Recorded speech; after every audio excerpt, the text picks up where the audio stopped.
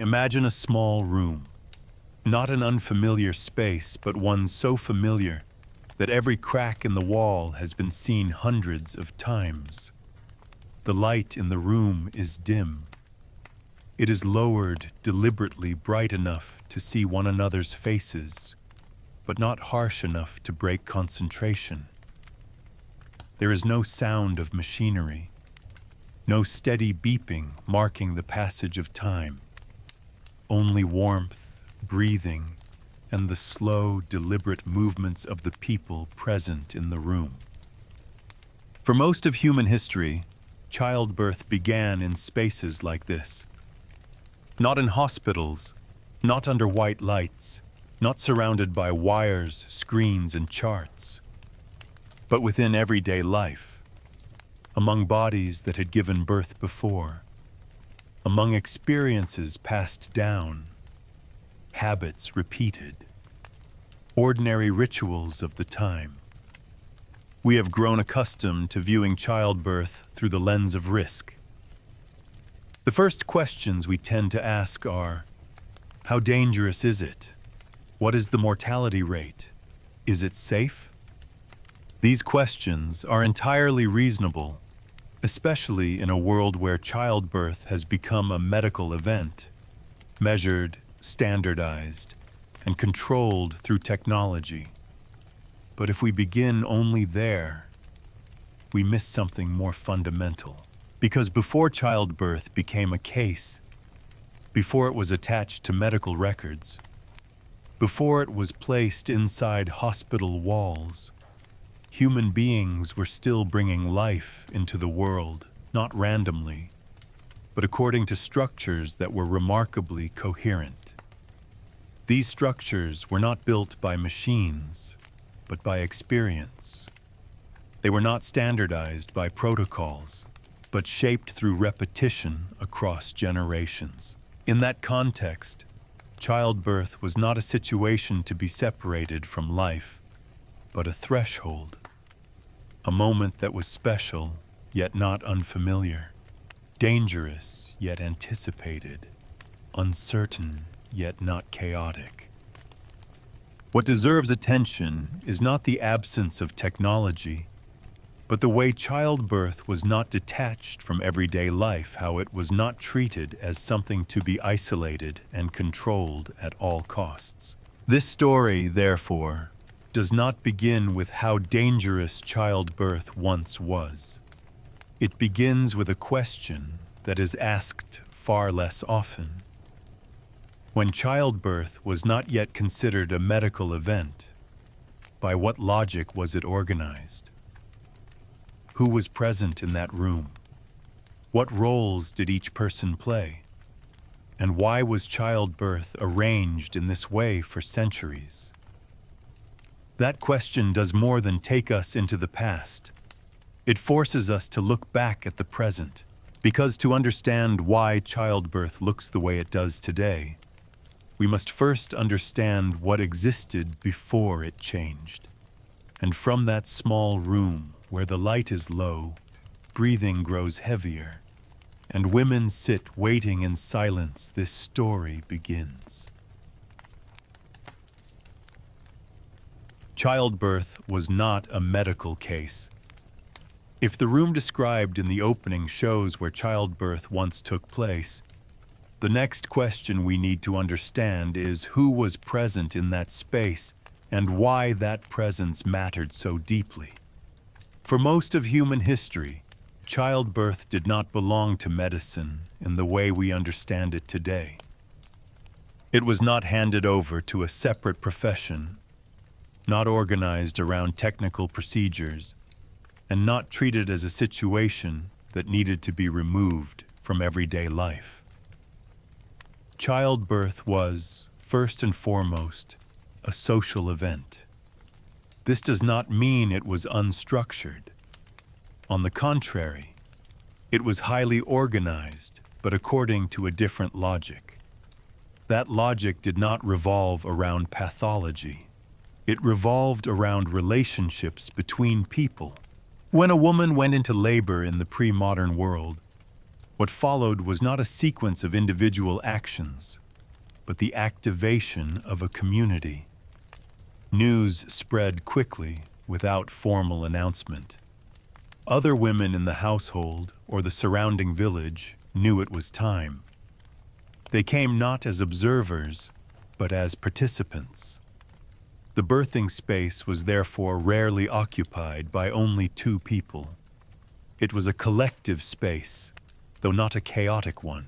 Everyone present had a role that was implicitly understood. Someone kept the room quiet. Someone prepared warm water. Someone supported posture. Someone simply remained present because their presence alone was reassuring. At the center of this structure stood the midwife. The midwife was not a peripheral or accidental figure. In many societies, this was a clearly defined social role, tied to reputation and responsibility. She was not chosen for book knowledge, but for experience accumulated through many births. Not only successful ones, but also difficult and sometimes fatal ones. This experience was not abstract. It was built through long observation, how women's bodies responded to labor, how breathing shifted, how vocal sounds changed, and how a laboring body could regulate itself when placed in the right conditions. The midwife learned by being there again and again until childbirth ceased to be unfamiliar. Crucially, the midwife remained present from beginning to end. There was no concept of shift changes, no constant interruption by unfamiliar faces. This continuity created a very particular form of safety, not technical safety, but relational safety. A woman in labor did not have to repeatedly adjust to strangers at her most vulnerable moment. Around the midwife were other women mothers, sisters, relatives, neighbors. Not everyone intervened directly, but everyone contributed to a context in which childbirth was understood as something that had happened before, was happening now, and would happen again. This continuity significantly reduced the sense of abnormality and panic. Within this structure, childbirth was not radically individualized. It was not an experience a woman was expected to get through on her own. Pain did not belong to a single body alone. It was recognized by the entire room. Fear was not hidden, but named and met through words, presence, and small, familiar gestures. For this reason, childbirth was not understood as a bodily failure, but as a trial shared by the community. If risk emerged, it was not seen as the sole responsibility of the laboring woman, but as something the group had always known was possible. This organization reflects something essential. Before childbirth was medicalized, it was socialized. In the pre-modern world, there was no sharp divide between experts and those who know nothing. Knowledge of childbirth existed as collective memory.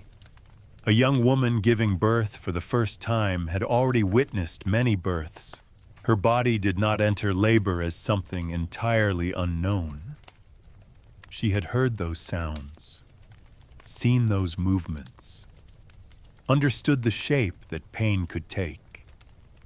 This contrasts sharply with the modern experience, where many women enter the delivery room without ever having witnessed a birth firsthand. That unfamiliarity is not inherent to childbirth itself, but a consequence of childbirth being removed from everyday life. In pre-modern societies, childbirth did not take place behind completely sealed doors. It was private enough to protect the laboring woman, but not so hidden that it became mysterious. This created a form of psychological preparation, that modern medicine has only recently begun to acknowledge. People fear what they do not understand and have never encountered. When childbirth is embedded within a network of familiar relationships, it becomes less of a crisis not because it is less dangerous, but because it is less alien. This social structure also shaped attitudes toward intervention. Intervention was not the default response. It was a last resort, considered within a very specific context. When complications arose, the most experienced person in the room, usually the midwife, decided whether additional help was needed. This does not mean that pre-modern childbirth was safe. High mortality rates are an undeniable reality. But what is notable is that risk was neither concealed nor entirely transferred to a professional system. It was accepted as part of life and faced through social preparation. Childbirth, in this context, was not a situation that failed if risk occurred. It was a threshold in which risk was accounted for from the beginning. This fundamentally shaped how loss was experienced. When a birth did not end well, it was a tragedy, but not an unimaginable one. As a result, pre-modern childbirth did not create an illusion of total control. No one believed that following the correct steps would guarantee a good outcome. Instead, people built social structures strong enough to absorb the consequences when things went wrong. This stands in sharp contrast to modern medical thinking, where risk is often treated as a deviation to be eliminated. In the pre-modern world, risk could not be eliminated, only shared. And it is precisely this sharing that lies at the heart of childbirth as a social event. As childbirth was gradually transferred into the domain of medicine, this structure began to change. The collective space narrowed. Fewer people were present. Knowledge became concentrated in a smaller group. Responsibility shifted from community to system. But before that transition took place, for a very long time, childbirth operated according to a different logic, the logic of relationships, collective memory, and continuous presence. Understanding this is essential to avoiding two extremes: romanticizing the past or dismissing all pre-modern childbirth as ignorance. Childbirth did not belong to medicine in the past, not because people did not care about safety, but because safety was defined differently. It was not rooted in total control, but in ensuring that no one faced childbirth in isolation. And from this social foundation, the ways people understood the body, birthing positions, and pain itself were fundamentally different. 2. Birthing positions and the logic of gravity.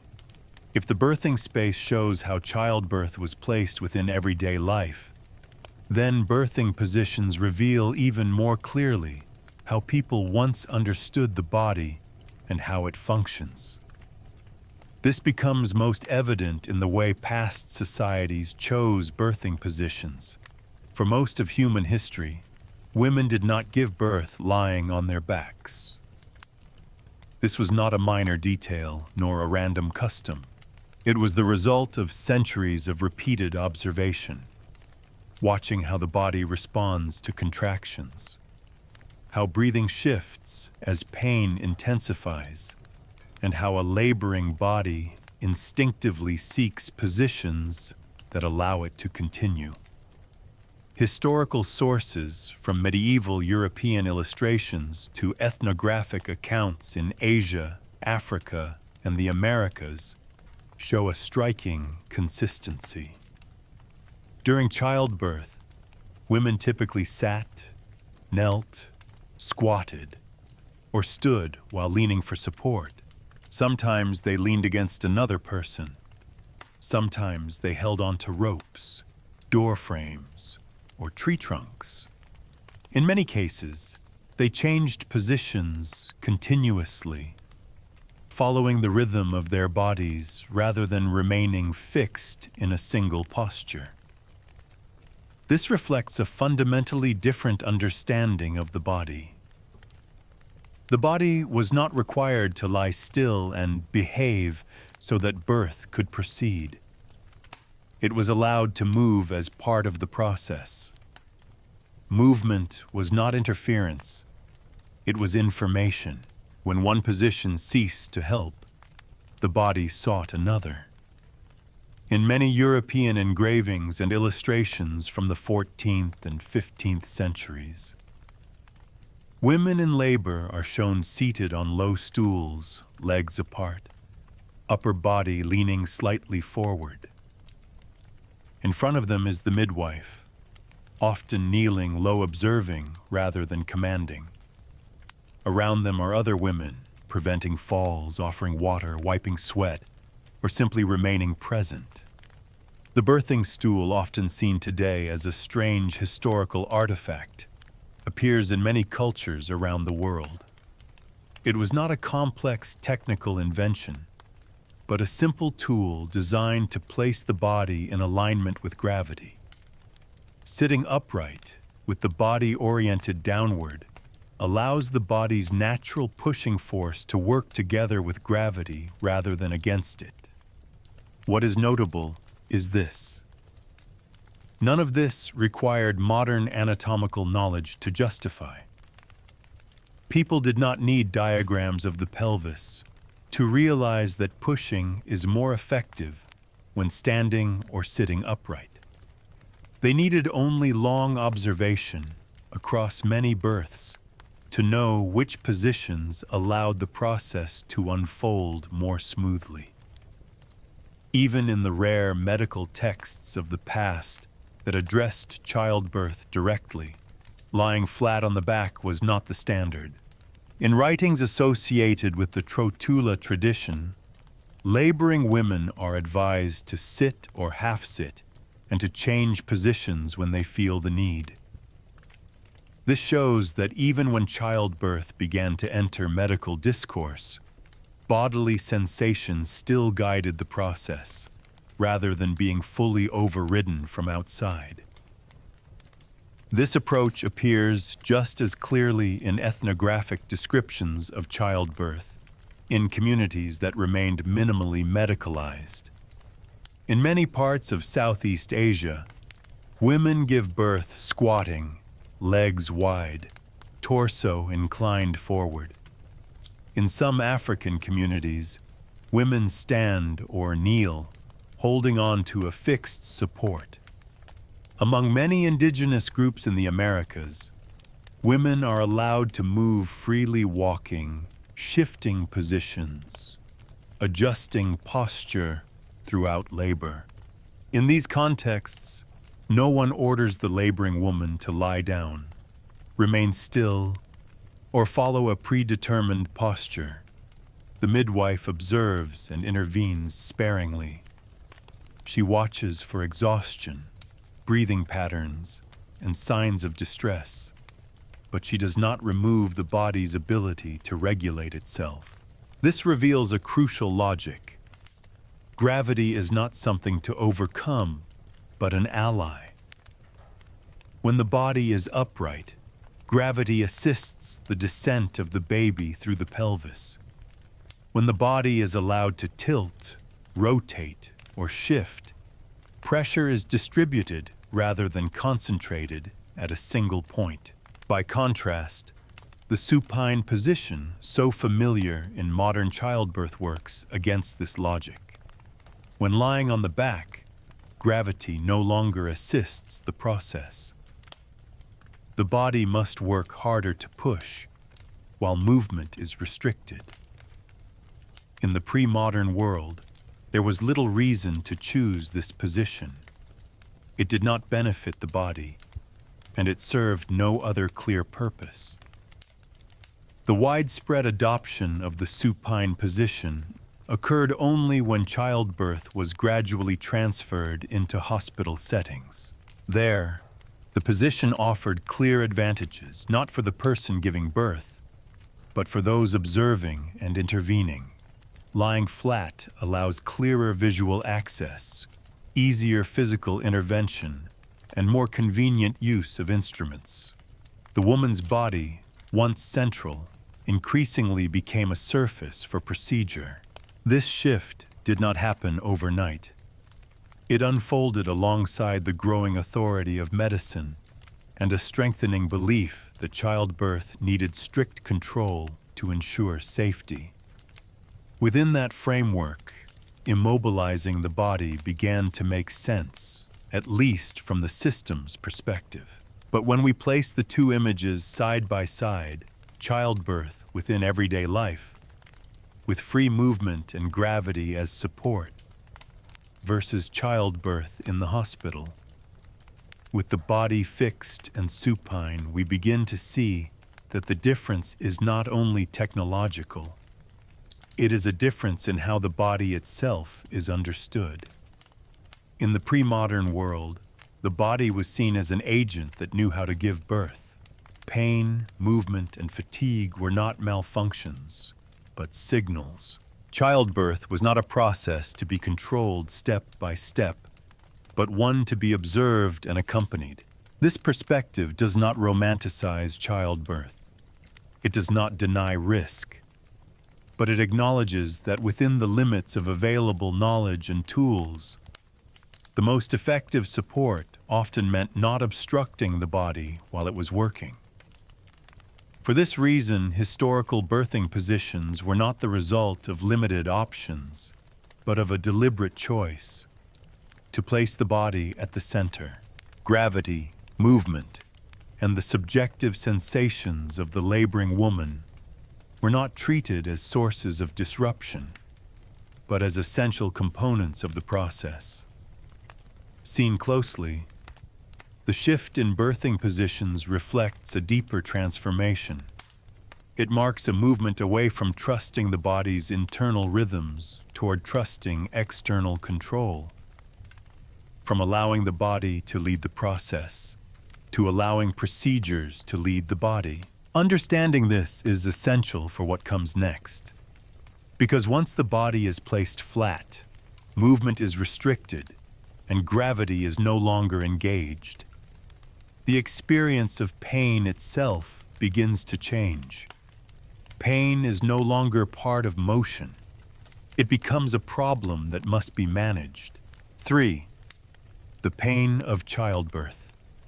When people talk about childbirth in the past, one conclusion almost always appears very quickly. There was no pain medication, so women were forced to endure pain passively. This conclusion sounds reasonable, almost self-evident, but it rests on a modern assumption that pain is only truly addressed when it is eliminated through technology. If it cannot be removed, then all that remains is endurance. For most of human history, that assumption did not exist. Pain in childbirth was not understood as a malfunction that needed to be erased, but as an inevitable component of the birthing process. This does not mean pain was ignored or dismissed. On the contrary, it was anticipated, placed at the center of how childbirth was organized, and surrounded by mechanisms designed to make it bearable. The difference lies here. People in the past did not ask, "How do we eliminate pain?" They asked, "How do we move through this pain?" In ancient medical writings, pain is not described as a system error. In the Hippocratic corpus, pain is understood as a signal of the body in action, an indication that something is unfolding within. Pain is meant to be observed, listened to, and in some cases soothed, rather than suppressed at all costs. This perspective carried into the Middle Ages, even in the rare texts that address childbirth directly, such as those commonly grouped under the name trotula. The focus is not on erasing pain, but on preparing the body and the environment so that pain does not exceed the woman's capacity to endure it. This becomes clear in the methods used in the pre-modern world. They were not powerful or absolute, but they were varied and systematic. Mild herbs to soothe, warm water to relax the body, oils and massage to reduce tension. These practices were not meant to make pain disappear, but to soften its intensity and reduce the panic that often accompanies it. More importantly, these measures did not exist in isolation. They were embedded in a very specific social context. Childbirth did not take place in isolation, and that fact fundamentally changed how pain was experienced. In the pre-modern world, women in labor were rarely expected to be silent. Sound-heavy breathing, moaning, vocal expression was not treated as weakness or loss of control. It was understood as a natural part of childbirth. Sound helped release tension, allowed the body to coordinate with contractions, and signaled to others the rhythm of what was happening. Pain, therefore, was not trapped inside the body. It was expressed outwardly, heard, acknowledged, responded to. The people in the room, especially the midwife, did not need measuring devices to know what was happening. They listened. They watched. They felt the rhythm of pain through the woman's voice and movements. This created a profound difference. Pain was no longer a purely private experience, sealed off from the world. It became a shared experience within a collective space. And when pain is shared, it no longer carries the full weight of isolation. Another crucial factor was continuity. In pre-modern childbirth, the people present rarely changed. The midwife remained from beginning to end. Familiar women did not leave and return. There were no constant interruptions by unfamiliar faces. This continuity had a powerful effect on how pain was perceived. When the laboring woman knew that the roster would remain, that she did not have to repeatedly explain herself or adapt to change, the body tended to hold less tension. Today, modern medicine often describes this as pain reduction through anxiety reduction. In the pre-modern world, it required no terminology. It was simply maintained as an obvious part of childbirth. Alongside physical and social practices, childbirth was also surrounded by layers of symbolic meaning. Prayers, charms, spoken invocations, rituals viewed from the outside. These are often dismissed as superstition, but when placed in the context of pain and uncertainty, their role becomes clearer. These rituals were not meant to relieve pain in a physiological sense. They were meant to locate pain within a meaningful story. When pain is tied to meaning, bringing life into the world, crossing a threshold, fulfilling a role, it ceases to be a formless sensation that must be resisted. It becomes part of a process with direction and purpose. This does not make pain disappear, but it changes how one exists alongside it. Instead of panicking in the face of pain with no clear end, the laboring woman is held within a framework where pain has a place, a reason, and social recognition. Only when childbirth was gradually transferred into hospital settings did this understanding begin to shift. Pain, once part of the process, was redefined as a problem to be managed. Analgesia, anesthesia, and sedation introduced unprecedented levels of control. This was a major technical advance, and its value cannot be denied. At the same time, pain was detached from the social context that once surrounded it.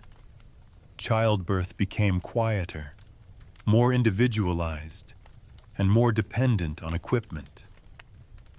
The laboring woman had less agency over her body's rhythm, and pain, when it appeared, was often treated as a sign of malfunction rather than as part of the process. Looking back at pre-modern childbirth, what matters is not the absence of painkillers.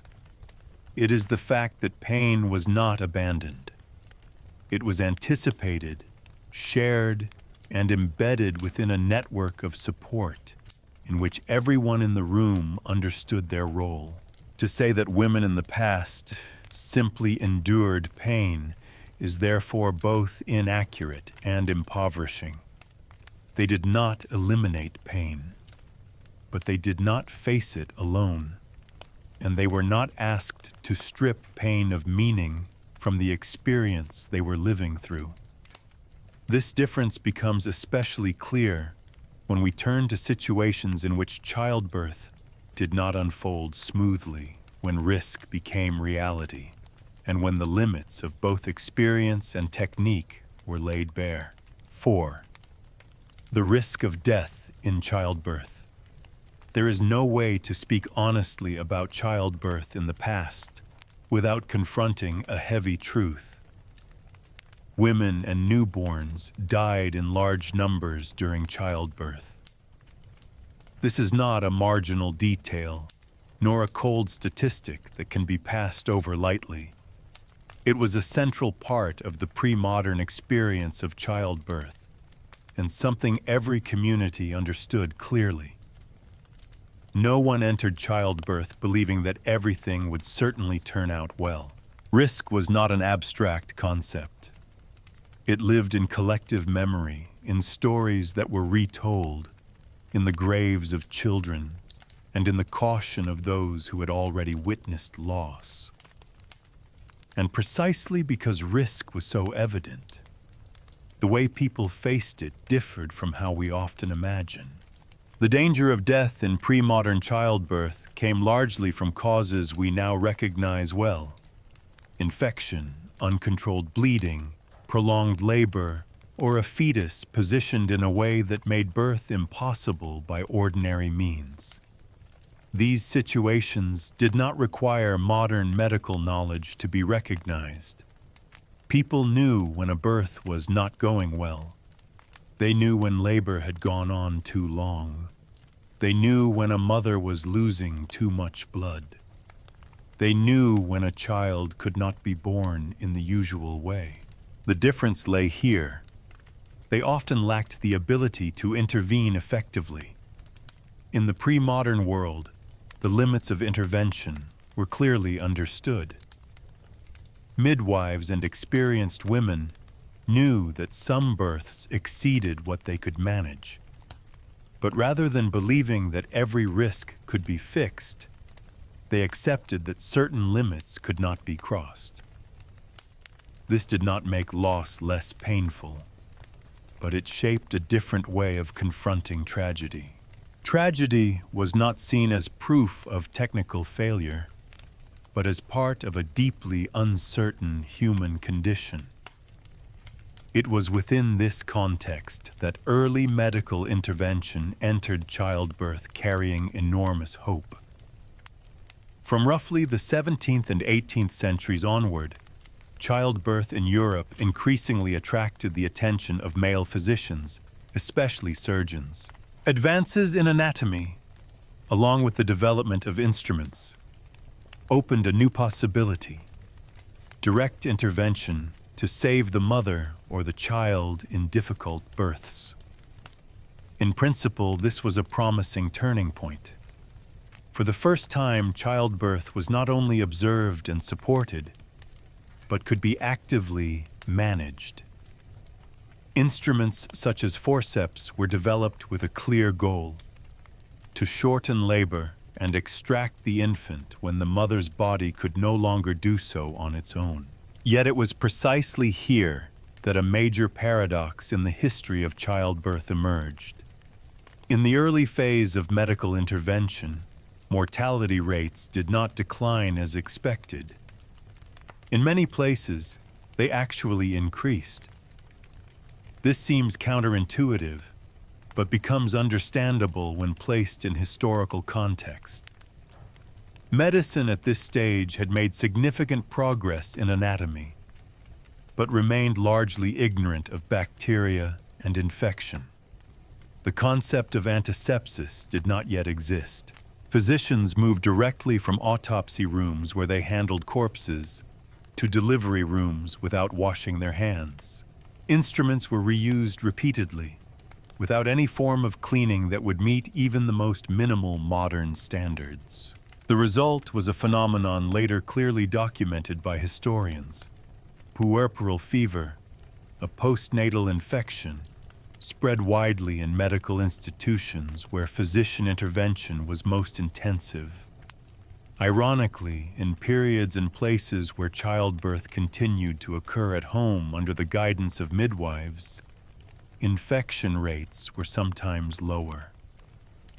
This does not mean that midwives were technically superior to physicians. It points to something else. Intervention, when it outpaces foundational understanding, can introduce new risks that are greater than the old ones. This paradox forces us to reconsider a deeply familiar assumption that more intervention automatically means greater safety. In the history of childbirth, this assumption does not always hold.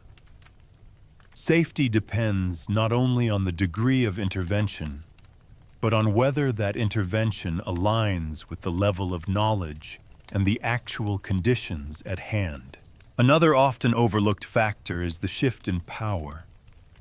As physicians became more involved in childbirth, not only did techniques change, but so did decision-making structures.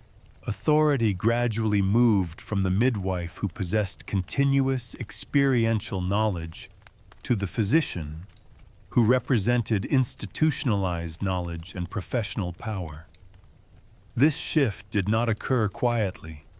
In many regions, midwives came under increasing supervision by the state and the church. Women's oral knowledge was progressively labeled unreliable, even dangerous. Childbirth, once a social event, began to be redefined as a domain requiring male professional control.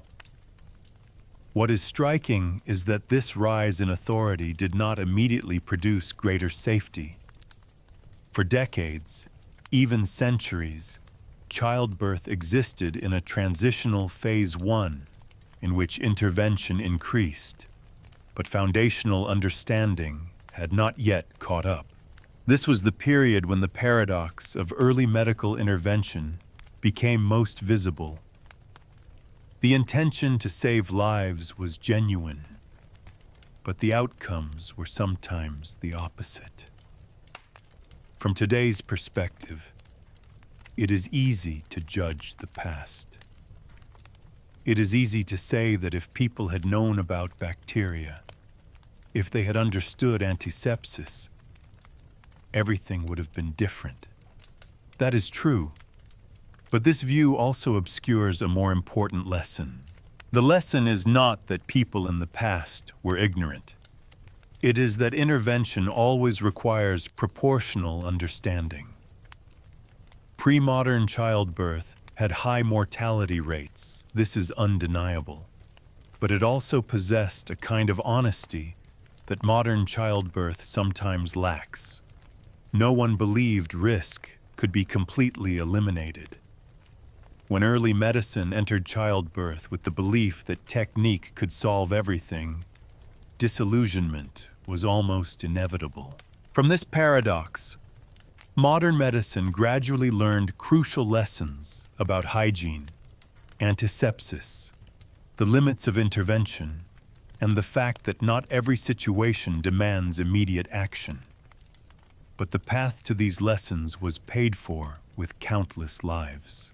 Therefore, when looking back at childbirth in the past, the key is not to choose sides to stand with nature or with medicine.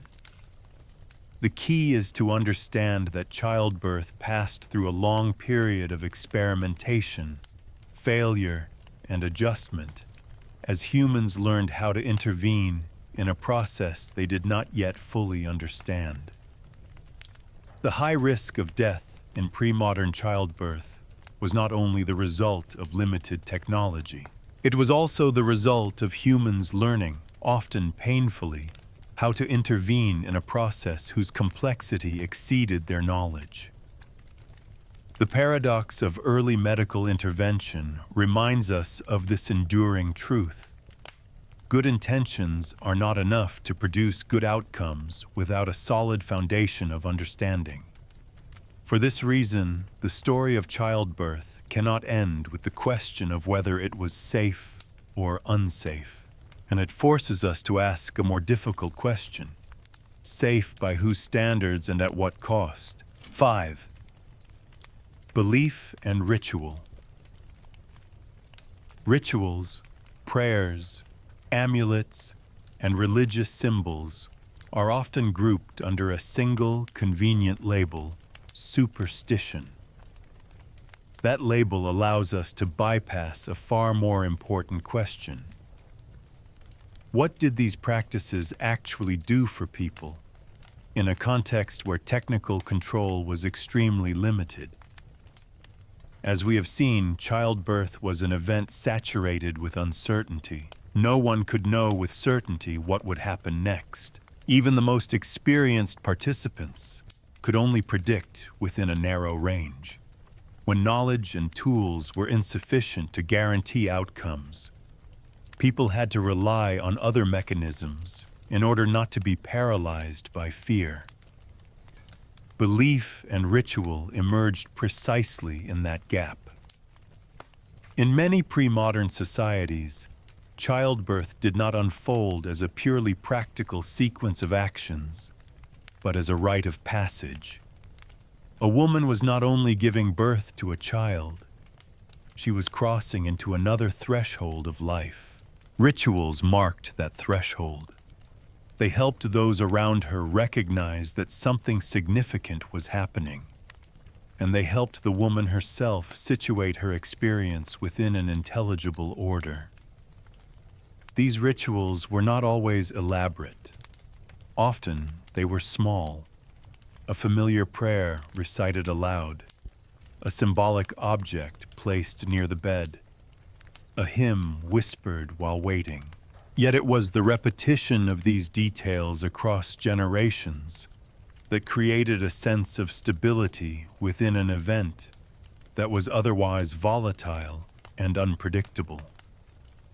Crucially, these rituals were not used to deny risk. On the contrary, they existed because risk could not be denied. When people could not control outcomes, they sought to control experience. Ritual made that possible. A ritual may not change the probability of survival, but it changes how people pass through waiting. It creates markers within a long and exhausting process. It offers the sense that what is happening has structure, meaning, and is not entirely random. In childbirth, where pain, fear, and hope coexist, having a framework of meaning to hold on to is vital. It is no accident that societies with high mortality rates often developed dense symbolic systems around birth, illness, and death. This is not a sign of irrationality, but a highly rational response to an unpredictable world. Pre-modern childbirth was often surrounded by symbolic figures, patron saints, ancestral spirits, or supernatural forces believed to intervene. From a modern perspective, this can be difficult to accept. But when placed in the position of people living in a world where a birth could shift from hope to catastrophe within hours, the need becomes far more understandable. Belief here was not only for the person giving birth, it was also for the community. Those waiting outside the birthing room needed a way to face their own powerlessness. They could not do much. They could not be certain of anything. Ritual gave them a role: to pray, to wait, and to believe they were doing something, even something very small, that contributed to the outcome. For this reason, ritual was not merely personal, it was social. It allowed the psychological burden of childbirth to be shared. If something went wrong, grief was not assigned to a single individual. It was placed within a larger framework where loss was not rendered entirely meaningless. This did not make loss less painful, but it made loss survivable.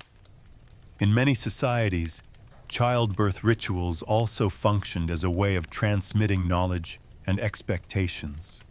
Through ritual, women learned what was considered normal, what was considered dangerous, and when help should be sought.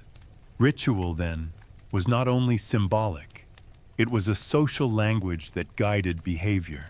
This perspective helps explain why, when modern medicine began to replace traditional rituals with standardized procedures, a psychological gap often emerged. Procedures can be technically effective, but they rarely answer the questions rituals once addressed. What does this mean? What am I going through? If something goes wrong, how should I understand it? In modern childbirth, these questions are sometimes left unresolved. Technical safety has increased, but the subjective sense of control for the person giving birth does not always increase alongside it. When decisions are fully transferred to systems, the person may feel safer, yet also feel deprived of agency in their own story. Looking back at pre-modern childbirth, what stands out is not that people believed things we no longer believe. What stands out is that they built structures that allowed human beings to face uncertainty without collapsing. Belief and ritual were inseparable parts of that structure. This does not mean we should return to old beliefs, but it does pose a difficult question for the present. As medicine has become more capable of controlling childbirth, what have we replaced the psychological role of ritual with? Perhaps the answer lies in integration, not between superstition and science, but between technical safety and experiential meaning. Childbirth is not only a biological process to be optimized, it is a human event that must be understood, felt, and placed within a story in which the person giving birth can recognize herself. For this reason, when we look back at belief and ritual in pre-modern childbirth, the important task is not to judge them as right or wrong. The important task is to understand that they met a very real need, the need for control in a world where total control was impossible.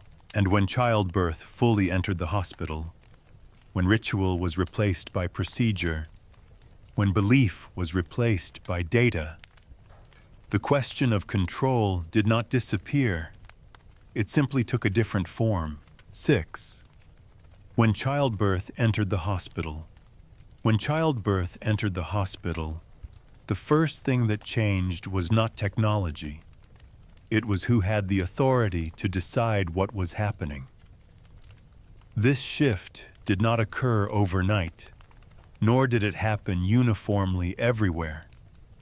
It was a process that unfolded over centuries, shaped by overlapping medical advances, social change, and very real fears about risk.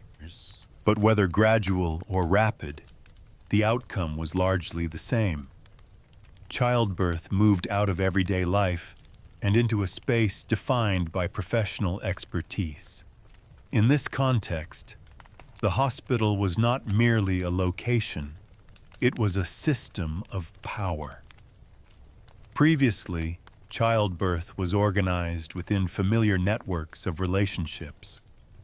The authority to assess what was happening rested with those who had direct, continuous experience: midwives, older women, the community itself.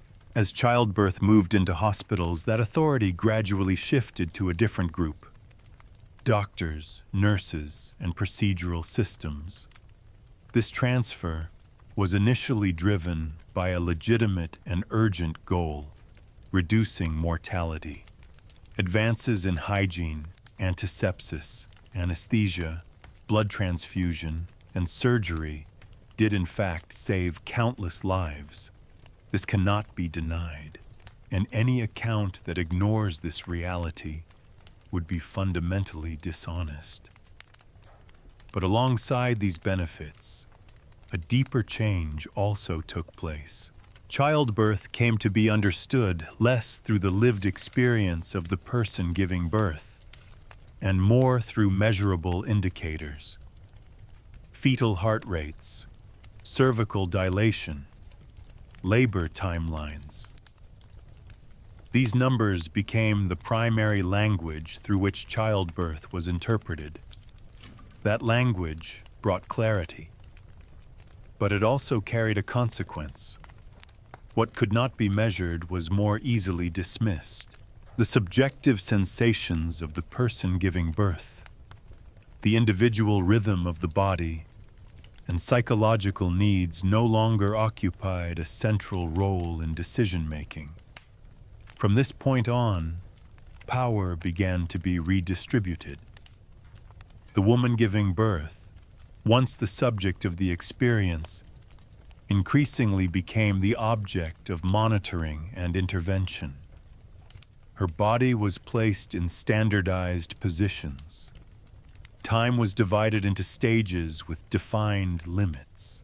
When labor failed to align with charts and curves, intervention was triggered, not necessarily because the body could not continue, but because it was not progressing at the pace the system expected. This shift did not arise from malice. It arose from the need to manage risk in crowded institutional settings, where clinicians had to make rapid decisions and where errors could carry serious consequences. Standardization, in this context, was an extremely powerful tool, but standardization comes at a cost. When all births are placed into the same framework, individual variation becomes difficult to tolerate.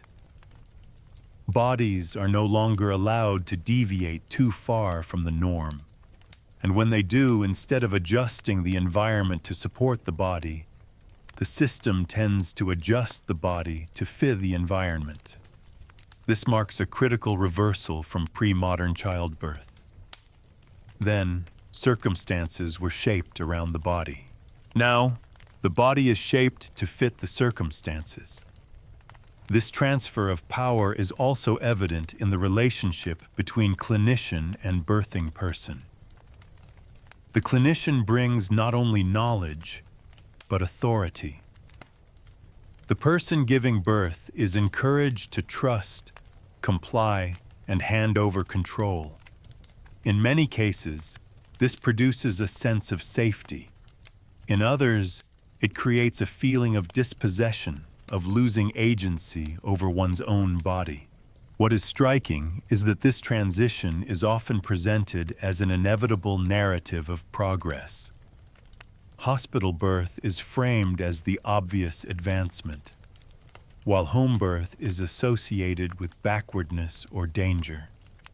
This framing overlooks a crucial reality. This is not only a story of technological progress, but a story of power. Power here is not inherently negative. It is the ability to define what counts as normal, what counts as risk, and what requires intervention. When that power is concentrated within systems, the voice of the person giving birth becomes weaker than when those systems are designed with protection in mind. Another consequence of this shift is the narrowing of social space. Hospital birthing rooms typically restrict who may be present. The women who once formed the core of childbirth mothers, sisters, traditional midwives gradually disappear from the room. In their place are rotating professional teams working in shifts. Continuity, once a defining feature of pre-modern childbirth, becomes difficult to maintain. A person may encounter multiple staff members over the course of labor, each responsible for only a fragment of the whole. This can be operationally efficient, but it fragments the experience itself. At the same time, the language of childbirth changes. Birth is no longer narrated through stories, but through charts. No longer through memory, but through data. This enables documentation and analysis, but it can also alienate the person undergoing the experience from their own process. This transfer of power does not conclude the story. In recent decades, we have seen responses emerge, movements for humanized birth, the renewed role of midwives, and an emphasis on informed consent and bodily autonomy. These efforts are not rejections of modern medicine. They are negotiations over power. They suggest that the core question is not whether birth should be natural or medical, but rather, who has the authority to shape the childbirth experience and on what basis? When childbirth entered the hospital, technical safety increased dramatically. But at the same time, birth lost some of its social, ritual, and subjective dimensions. The transfer of power was therefore not an unambiguous victory, but a trade-off. Understanding that trade-off is not about returning to the past.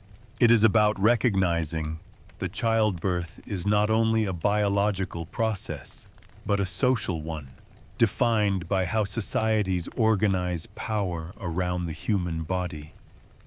And once power has shifted, the final question becomes unavoidable. With everything we have learned from both past and present, what can we preserve? What should we change? And what might we need to relearn? Conclusion. When we look back at this entire story, one point needs to be stated very clearly. Childbirth in the past was not an ideal model. It was more dangerous. It lacked tools, and in many cases, the price paid was human life. If we stopped there, the story could end very quickly with the familiar conclusion that modern medicine replaced an unsafe world with a system that is better, more efficient, and more reliable. That conclusion is not wrong, but it is not enough. Because if pre-modern childbirth were merely a backward stage to be overcome, there would be no reason to return to it with such care. No reason to ask so many questions about space, the body, pain, ritual, or power. No reason to listen to what the past is quietly telling the present. Childbirth, in that world, was not a purely individual event. It was a social one. Not because the community could control the outcome, but because the community could carry the risk together. When childbirth entered the hospital, what changed was not only survival rates. What changed was our understanding of what matters. Technical safety became the central measure, and that is reasonable. But at the same time, many elements that once helped people move through childbirth continuity, familiarity, a sense of agency, The meaning of the experience were gradually pushed to the margins. This is not a failure of medicine. It is the consequence of medicine having to solve an enormous problem, reducing mortality in an increasingly crowded, complex world under growing legal and institutional pressure. But when a system is built extremely well to manage risk, it can unintentionally narrow the human experience within it. The real question, then, is this: what have we traded in order to achieve today's level of safety, and were those trade-offs inevitable? Pre-modern childbirth reminds us that the body is not only an object to be monitored, but a subject that responds. That pain is not merely a technical problem, but an experience that exists within social and psychological contexts. That control does not come only from machines, but also from feeling understood, accompanied, and involved in decisions about one's own body. None of this contradicts modern medicine. It only contradicts a way of practicing medicine that forgets the human being at its center. Perhaps the most important thing the past offers the present is not a model to replicate, but a reminder that childbirth is not only where life begins, but where a society reveals how it treats the human body at its most vulnerable. We can and must keep the medical advances that have saved countless lives, but we can also relearn how to ask essential questions. Who is at the center of this process? Is the experience of the person giving birth truly being heard? And is technical safety being built alongside psychological safety? Movements toward humanized birth, the return of midwifery, and efforts to personalize childbirth within hospitals today are not steps backward. They are signs that society is attempting to rebalance power after a long period in which it leaned heavily toward systems alone. Because childbirth, in the end, is not just the moment a child is born. It is the moment a society decides who holds authority, what it trusts, and where it places the human being in the process of bringing life into the world. And perhaps the most valuable lesson from the past is not about any specific way of giving birth, but about something simpler and deeper. That bringing life into the world has always exceeded our ability to fully control it. And precisely for that reason, it requires not only technique, but presence, shared responsibility, and meaning. Thank you for taking the time to walk through this very ordinary human journey from the past with this video. If these perspectives on childbirth and human life and history help you understand the present a little more clearly, you're welcome to leave a comment. Whether it's a lingering thought or simply a question the video raised for you. And if you'd like to continue along with future videos, you can like and subscribe to the channel. We'll keep returning to history, not to admire it or judge it, but to understand how people lived, endured, and continued on through things that often seemed entirely ordinary. See you in the next video.